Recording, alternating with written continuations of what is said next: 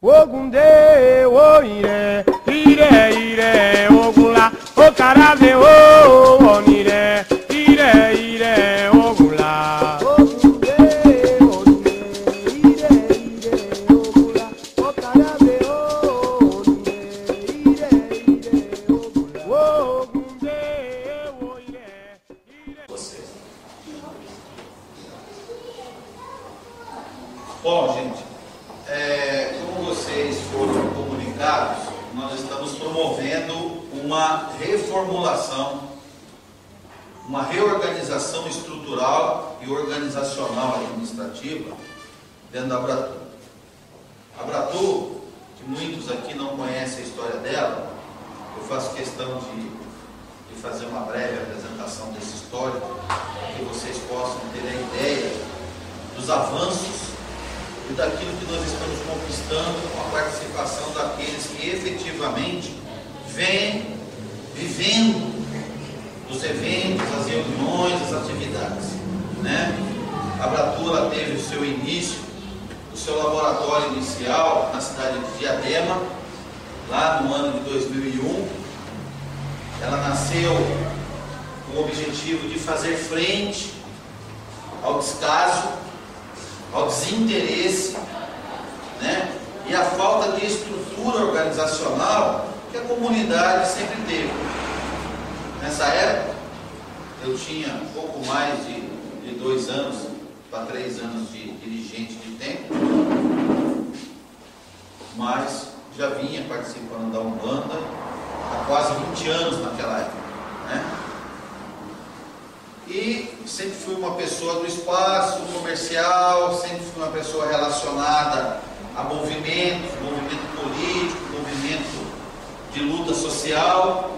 E quando abri o templo, Estrela Guia, percebi que havia uma carência. E eu, por mais que eu procurava federações, as que eu encontrava estavam fechadas num sistema que naquela época eu já chamava de um sistema falido, que era o sistema feudal, que a federação não pertence aos seus associados, aos seus filiados, é propriedade particular daquele que fundou. E a grande maioria, não quero ser injusto, não são todos, mas a grande maioria fundou as suas federações para atender às suas necessidades de sobrevivência, para trazer filho, né? E outras coisas mais que vocês conheciam. Já naquela época, nós entendíamos que nós precisávamos de mais. Nós precisávamos criar uma estrutura organizacional que atendesse a necessidade de cada terreiro com igualdade, que se preocupasse em gerar o conhecimento, que se preocupasse em gerar as facilidades para desenvolver determinados tipos de atividades, que amparasse na promoção, divulgação dessas casas, para que elas pudessem também arregimentar mais simpatizantes, mais fiéis, mais filhos, porque a comunidade só cresce se o templo cresce. A religião só se fortalece se cada um dos sacerdotes passa a conhecer os seus direitos, passa a praticar os seus deveres e passa a se organizar melhor dentro da sua estrutura religiosa, cumprindo com outras funções que até então não eram, e ainda a grande maioria não cumpre. Porque eu, como sacerdote, entendo que você, como sacerdote, não vem cumprindo essencialmente com as suas funções religiosas. A prática ritualística é perfeita. A prática, o exercício doutrinário dentro do terreiro, no atendimento, no socorro espiritual, ele é de uma excelência que nenhuma outra religião pode questionar, caso ela venha conhecer. Porque nenhuma outra religião dá o atendimento personalizado, individual, que a Umbanda e o Candomblé dá. As outras religiões são atendimentos massificados, é coletivo. E nós não é à toa que são religiões que têm dentro da sua estrutura um conceito familiar. É uma relação de pai para filho, de mãe para filho, né? Só que aonde fica o amparo ao desempregado? Aonde fica o amparo ao adolescente? Aonde fica o amparo ao idoso? A família que está passando por uma dificuldade financeira, social, organizacional dentro da sua própria família. Aonde fica o amparo ao adolescente? As nossas comunidades têm as exceções que fazem alguma coisa, e tem aquelas que querem, mas não sabem aonde, não sabem como, sabe, só ficam no querer, e aí acabam desenvolvendo um trabalho interno. É aquela questão de arrecadar a cesta básica para atender uma família. Eu chamo isso da mais pura demonstração da miséria e da marginalização que vivemos. Porque enquanto as demais religiões recebem cesta básica, remédio, promovem outras atividades culturais, educacionais e profissionais, em parceria com o Estado, em parceria com o governo municipal, nós temos que viver da miséria e da marginalização.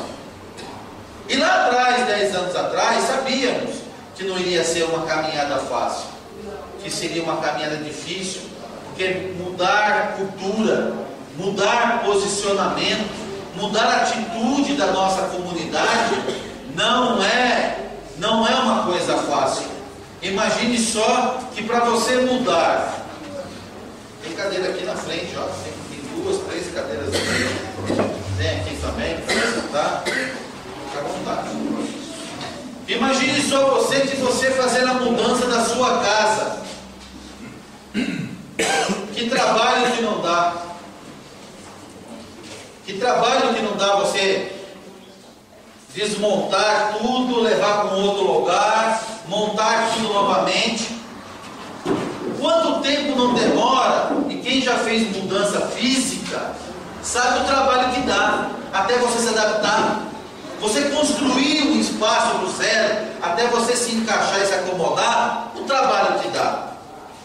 Imagina mudar a visão e o comportamento organizacional de um coletivo imenso. Porque não adianta mudar de um, mudar de dois. Nós temos que mudar no mínimo da maioria. E é um trabalho que talvez nós que iniciamos não tenhamos o privilégio de ver e assistir os efeitos.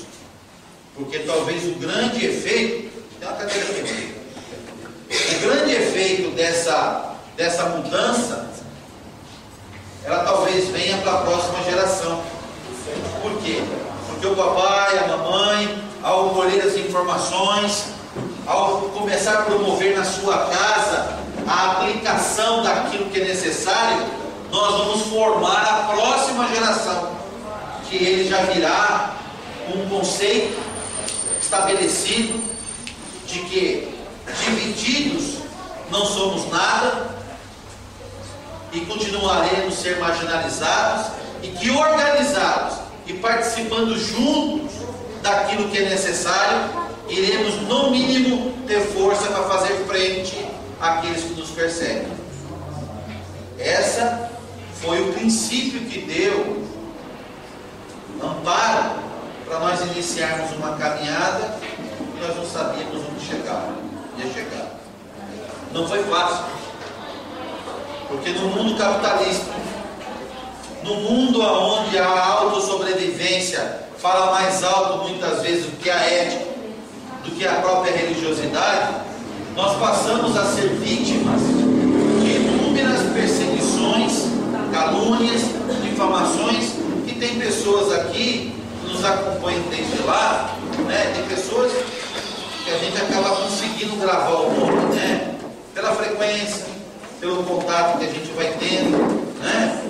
Outros a gente não consegue gravar. Eu sempre falo, eu tenho uma dificuldade imensa para gravar nome, mas tem pessoas que a gente não consegue, né? Meu pai Mário, cadê o pai Mário? O pai Mário está ali de Diadema, acompanhou a nossa jornada do início lá de trás, você vê, está aqui hoje participando da reunião, a gente acaba gravando.